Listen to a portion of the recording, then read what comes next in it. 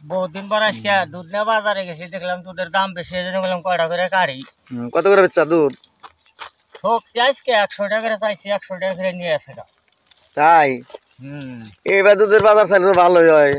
দুধের বাজার থাকলে কি হবো, গাছ তো না, এক আড়ি খেরের দাম 4 টাকা 5 টাকা করে। 1500 টাকা খের কত করে এখন?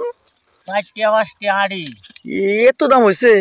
দাম মানে তাই তো বাজার না, যে ঠেলা। তাই মুশকিল তো হয়েছে।